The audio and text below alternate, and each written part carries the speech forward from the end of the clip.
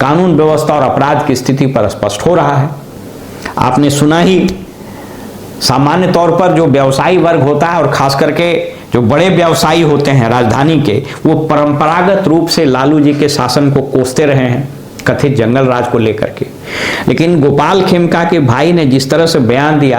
कि यह लालू जी के जंगल राज से भी बेकार है, यहाँ पर बिल्कुल ऑर्गेनाइज्ड क्राइम सरकार करा रही है, ये सब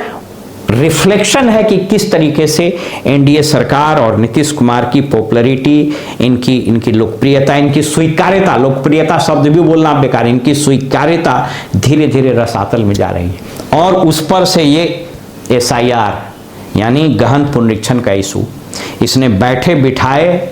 इस महागठबंधन को एक मौका दे दिया जहां ये सब लोग यूनाइट हो गए और इनके कार्यकर्ता जो रोड पर बहुत दिन से नहीं निकले थे, उन्होंने निकल करके और पूरे पॉलिटिकल स्ट्रेटा में, जिसको और पूरे एडमिनिस्ट्रेटिव एचलॉन में एक तरह से स्पंदन फैला दिया है और बता दिया है कि हमारे पास इतनी ताकत है। इसलिए कहते हैं, विदुर ने महाभारत में धृतराष्ट्र से कहा था कि हे महाराज, जब राजा के मंत्री राजा से झूठ बोलने लगे, उनकी चाटुकारिता करने लगे, तो समझ लेना चाहिए कि राजा का समय खराब आ गया है, उसके पतन का दिन आ गया है। नीतीश कुमार के तमाम जो अधिकारी हैं, वो आज जिस तरीके से,